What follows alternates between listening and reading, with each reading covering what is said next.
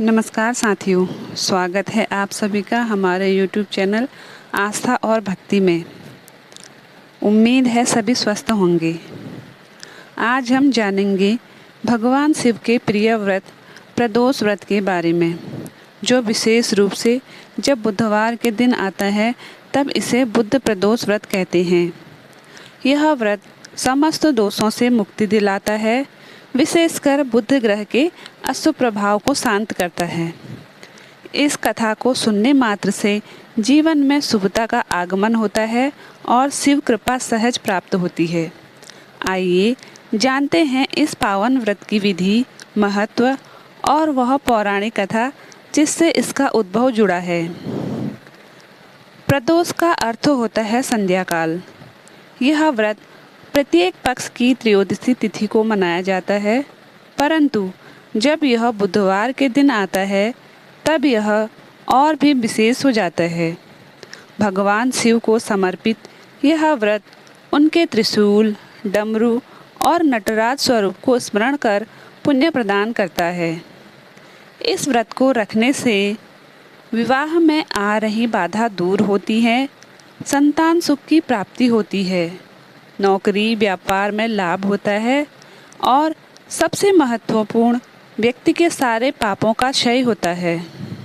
कहा जाता है जो श्रद्धा से इस व्रत को करता है उसे भगवान शिव स्वयं रक्षक बनकर रक्षा करते हैं। आइए अब इस व्रत की विधि को जानते हैं। व्रत के दिन प्रातः स्नान करके संकल्प लें। दिन भर निराहार रहें या फलाहार करें। घर में या मंदिर में भगवान शिव का ध्यान करें। शाम को पुनः स्नान कर स्वच्छ वस्त्र धारण करें। दीप प्रज्वलित कर शिवलिंग पर जल, दूध, बेलपत्र, धतूरा, आक आदि अर्पित करें। ओम नमः शिवाय मंत्र का जाप करें। प्रदोष काल में व्रत कथा का श्रवण करें। शिव चालीसा आरती करें और अंत में व्रत का पारण करें। आइए अब एक कथा सुनते हैं। बहुत प्राचीन समय की बात है। एक नगर में सुदर्शन नामक एक ब्राह्मण रहता था। वह अत्यंत निर्धन था, परंतु भगवान शिव का परम भक्त था। वह नियम पूर्वक हर त्रयोदशी का व्रत करता और शिवजी का अभिषेक करता। एक बार नगर में अकाल पड़ा। लोग नगर छोड़ने लगे, परंतु सुदर्शन ने कहा, मुझे तो मेरा शिव ही संभालेगा। भूखा प्यासा वह शिव मंदिर में बैठकर उपवास करने लगा। उसी रात भगवान शिव उसके स्वप्न में प्रकट हुए और बोले, वत्स, मैं तुम्हारे व्रत और भक्ति से प्रसन्न हूँ। कल तुझे नगर के राजा बुलाएंगे, तुम वही करना जो मैं कहूँगा। अगले दिन सुदर्शन को राजा के दूत बुलाने आए। राजा के ज्योतिषियों ने कहा था कि शिव भक्त सुदर्शन के कारण राज्य में बरसात होगी। सुदर्शन को सम्मान के साथ बुलाकर राजा ने उसका सत्कार किया।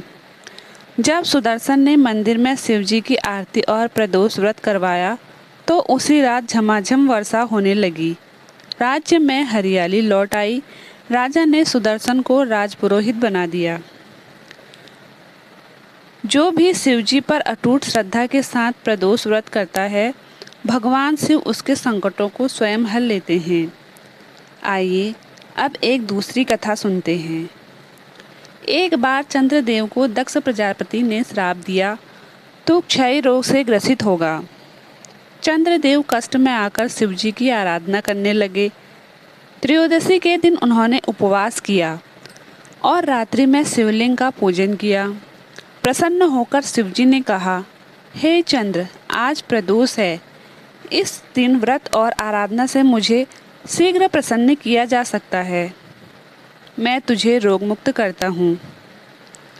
शिवजी ने अपने मस्तक पर चंद्र को धारण कर लिया और तभी से चंद्र शिव के शीश पर सुशोभित हुए। इस घटना के कारण ही प्रदोष व्रत का विशेष महत्व और भी बढ़ गया।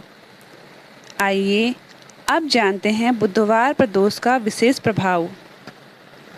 बुधवार का संबंध बुध ग्रह से है। यह बुद्धि, वाणी, व्यापार और निर्णय क्षमता से जुड़ा होता है। बुध प्रदोष व्रत से बुध ग्रह का दुष्प्रभाव शांत होता है, वाणी में मधुरता आती है, निर्णयों में स्पष्टता आती है, व्यापार में वृद्धि होती है। जो लोग मानसिक तनाव, भ्रम या व्यापार में घाटे से परेशान हैं, उनके लिए यह व्रत अत्यंत लाभकारी है।